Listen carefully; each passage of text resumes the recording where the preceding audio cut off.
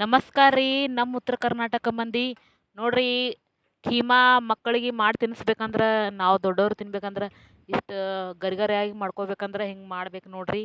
ಹೆಂಗೆ ಮಾಡೋದಂತ ಹೇಳ್ಕೊಡ್ತೀನಿ ನೋಡ್ರಿ. ಕೀಮಾ ಫಸ್ಟಿಗೆ ತೊಗೋಬೇಕ್ರಿ. ತೊಳ್ಕೊಂಡು ಅದರನ್ನೆಲ್ಲ ನೀರು ಜಾಂಗಿಸ್ಕೋಬೇಕ್ರಿ.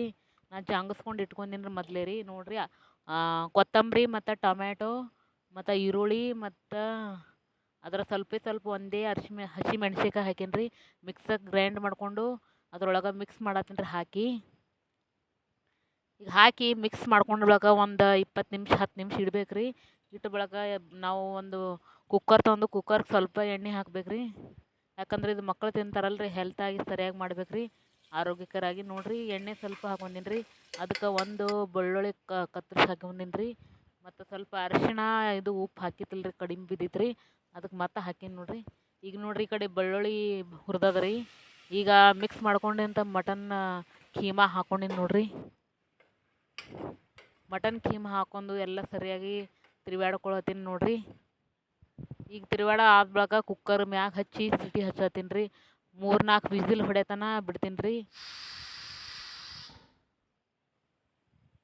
ನೋಡ್ರಿ, ವಿಸಿಲ್ ಹೊಡೆದದ ರೀ. ಈಗ ನೋಡ್ರಿ ಹೆಂಗೆ ಬೈದದ ನೋಡ್ರಿ, ಎಷ್ಟು ಚೆಂದಾಗಿ ಬೈದದ ರೀ. ಹಿಂಗೆ ಬೈಸ್ಕೋಬೇಕಂದ್ರೆ, ಹಿಂಗೆ ಮಾಡ್ಕೋಬೇಕಂದ್ರೆ ನಾವು ಮಾಡ್ದಂಗೆ ಮಾಡಿರಿ.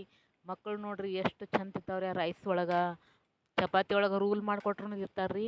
ಚಪಾತಿ ಒಳಗೆ ಕೀಮಾ ರೂಲ್ ಅಂದ್ರೆ ಮಕ್ಕಳು ಹೆಂಗೆ ತಿಂತಾರೆ ನೋಡ್ರಿ ನೀವೇ. ಅವ್ರು ಯಾವಾಗ ಸ್ಕೂಲ್ ರಜೆ ಇದ್ದಾಳಿಗೆ ಅದು ಮಾಡ್ಕೋಬೇಕ್ರಿ.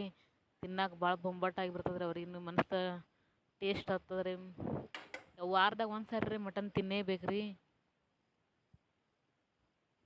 ಮಕ್ಕಳಿಗೆ ನೀವು ಹಿಂಗೆ ಮಾಡಿ ಹಾಕ್ರಿ. ನಮ್ಮ ಚಾನಲ್ಗೆ ಸಬ್ಸ್ಕ್ರೈಬ್ ಮಾಡಿರಿ.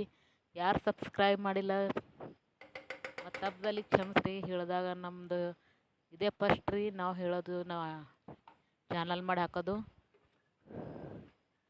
ನೋಡ್ರಿ, ಹಿಂಗೆ ಮಾಡ್ಕೊರಿ. ನಮ್ಮ ಚಾನಲ್ಗೆ ಸಬ್ಸ್ಕ್ರೈಬ್ ಮಾಡಿರಿ ಯಾರು ಮಾಡಿಲ್ಲ ಅವರು.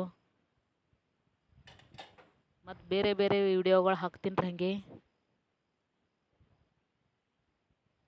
ನೋಡಿ ಎಷ್ಟು ಚಂದ ಬಂದದ ನೋಡ್ರಿ. ಎಣ್ಣೆ ಹಂಗೆ ನಾನಂತೂ ಎಣ್ಣೆ ಕಡಿಮೆನೇ ಹಾಕಿದ್ರಿ. ನೋಡ್ರಿ, ಮಟನ್ ಒಳಗಿನ ಎಣ್ಣೆ ಎಷ್ಟು ಚಂದ, ಸ್ವಲ್ಪ ಭೀ ನೀರು ಇಲ್ಲ ನೋಡ್ರಿ.